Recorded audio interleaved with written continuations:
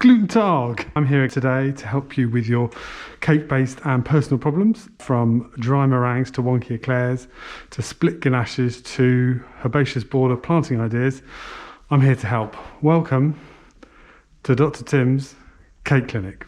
So first up today we have a referral from Barbara from Bromsgrove in the West Midlands. She's in a panic about her Victoria sponge.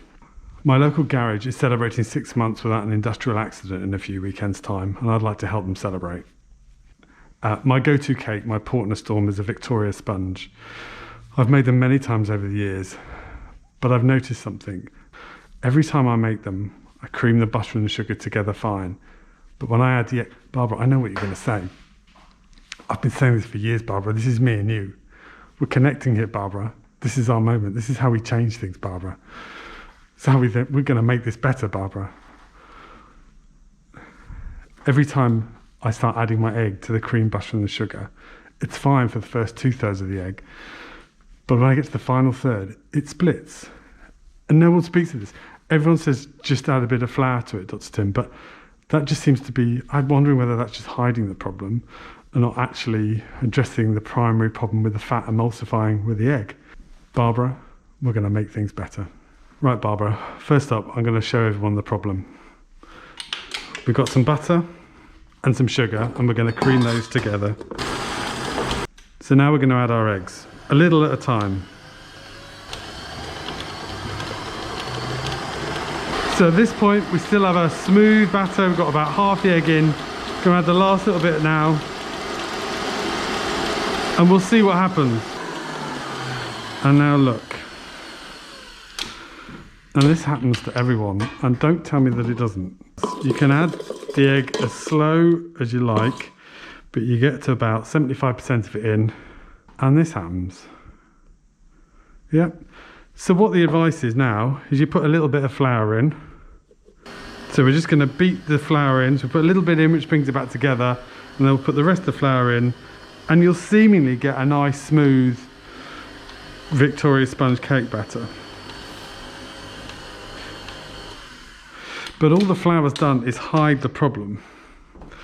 It's not resolved the fact that this is split and it's not emulsified properly. This is what everyone's making at home. And it's fine. It's just it could be better.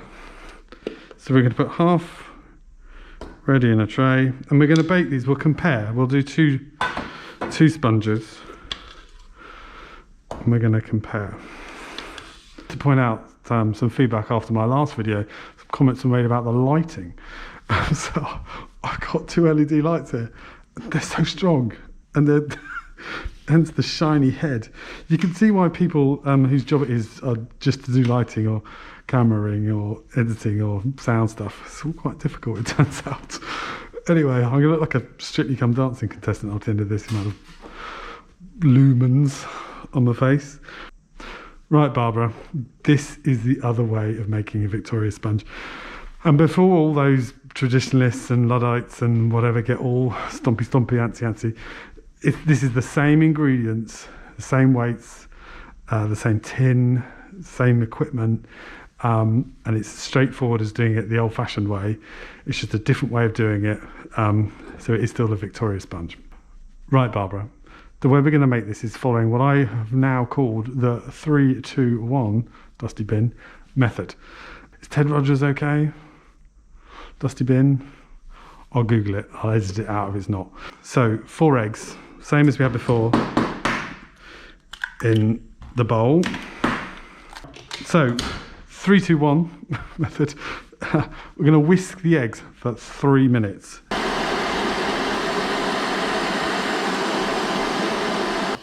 So those eggs have had 3 minutes whisking. 4 whole eggs, 3 minutes, high speed, stand mixer or electric hand whisk.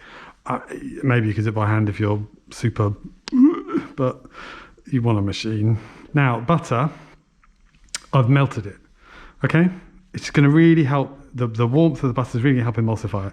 So 3 minutes whisking the eggs, 2 minutes, we're going to pour this butter in over. So back onto high speed. I'm going to drizzle this in like you're making a hollandaise or making a mayonnaise. Okay, so over 2 minutes. drizzling it in.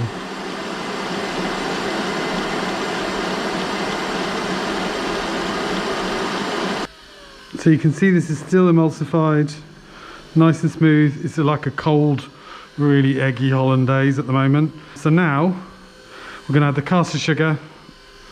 Again, we're going to do that. So we've done 3 minutes whisking egg, 2 minutes adding the butter, 1 minute we're going to put the sugar in over.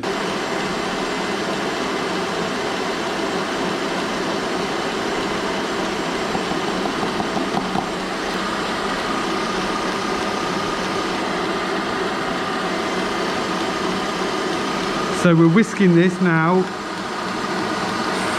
for a minute, just until we start to thicken. But you don't want to go too far with it because it will go weird. Now, Barbara, look at this.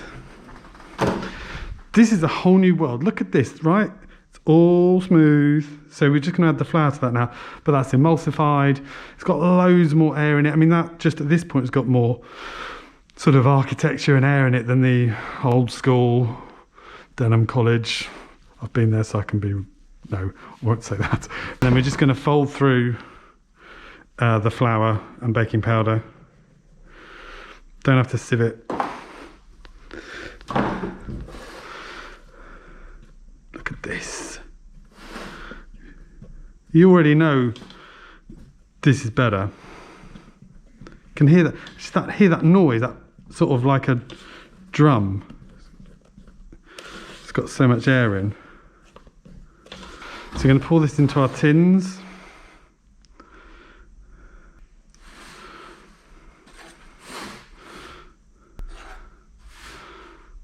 We have both versions of the recipe made. So we've got the 3-2-1 superb way of making it up front, and then this kind of cold, sad, not as much air, split, whatever, old school Vicky sponge there. So we'll bake these and we'll see what you think.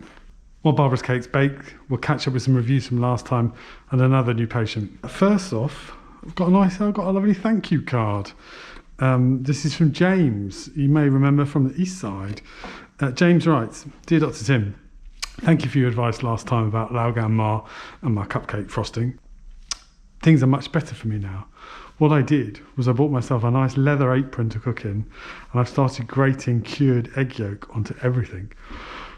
Seems to have settled me right down, and I'm really grateful for your direction. I hope you're well, James from the East Side." That's lovely, James. Thanks. There you go. Cured egg yolk and a leather apron. Sorts everything out. Next, I've got a new patient. This is a written referral. I was looking for some written advice. So this is Jean from Montreal. Je tente de voir, mais ce n'est pas moi. Je ne suis pas Jean d'Arc. I assumed not. Anyway, I don't understand the difference between the ideology behind America First and what's meant by a classical French kitchen training. Should I wear a MAGA cap or learn to make a bouillabaisse? Crikey, John. This is a light show. This is irreverent, you know, keeping it frothy. I understand the question. Maybe, and I don't think the two things are the same, but maybe we should all spend a little bit less time worrying about how we make a bouillabaisse. Thanks. J'ai vomi sur une statue de Jeanne d'Arc, voyage scolaire, Rouen, sort of 1980s. J'ai de ranger mon pantalon dans le bidet pour le reste de voyage. It's Ian Cooper's fault. Right, Barbara. Maximum Barbara. So we've baked both sets of Victoria Sponge recipes, and I want to show you. I haven't filled these yet. We'll fill these in a minute. This is what we have. Now then. So the sponges closest to you, Barbs, are the 3-2-1 nice new way of making a sponge method, and the ones at the back are the old school, everybody's doing it that way, the wrong way method. So I don't think I need to measure that. Can you see them like that? Can you see the difference between the two? So this is new method, this is old method. It's just, and you get a much nicer, flatter top. You get much more rise around the edge of it. Rather, it's kind of more domed there. So It's good, isn't it? And it isn't a faff. It's easy. It's no more complicated than making it the old school, everybody's doing it the wrong way. So try it out. It'll change your life. Right, Barbara, I made a quick vanilla buttercream and put some raspberry jam in between those two sponges, just to show you what the final cakes look like. So this is cake number 1. So this is old school Victoria sponge. I mean, no one's gonna be mean about it. It's fine. We don't like fine here, Barbara. So look at this, Barbara. Look at the sponge. Look at this here. Look at this. Look at this. It's cool, isn't it? It's just a little bit of technique. Makes such a difference. Should we cut a little bit? Let's cut a bit of cake. Right. So light. Hear it? Hear how light it is? Can you hear it, Barbara? Can you hear how light that was, Barbara? Right, look at this. Look at this, Barbara. Look at this, Barbara. How light is that?